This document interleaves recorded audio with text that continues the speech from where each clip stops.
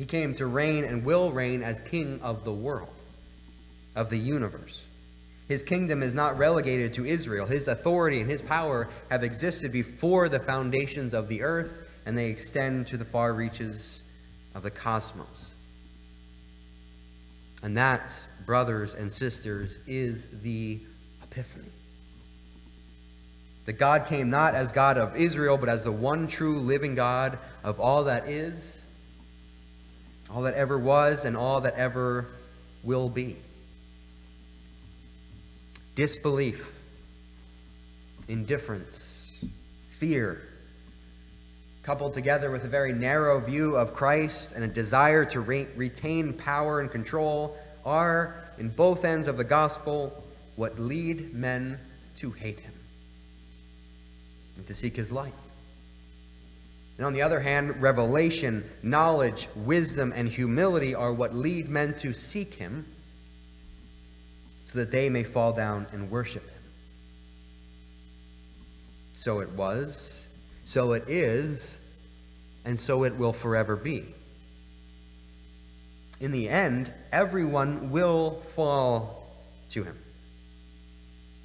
And it will be either in fear, as it was in Jerusalem, or it will be in worship.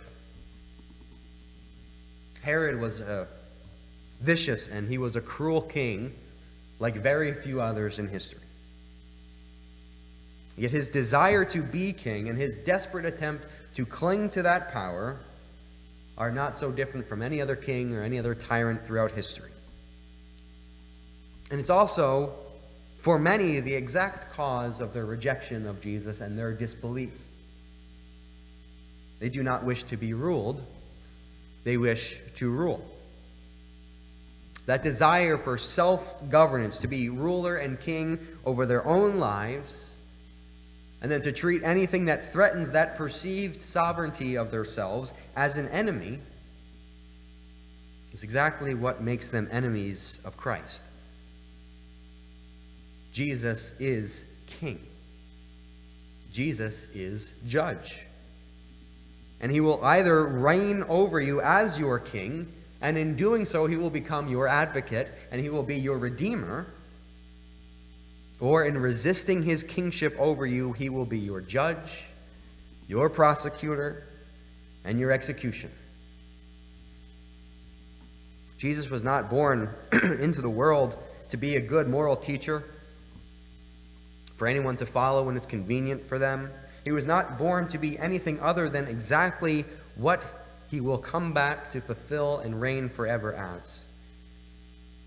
The very name written on his thigh, King of Kings and Lord of Lords. And the visit of these wise men remind us that he did not become this. He was born as it.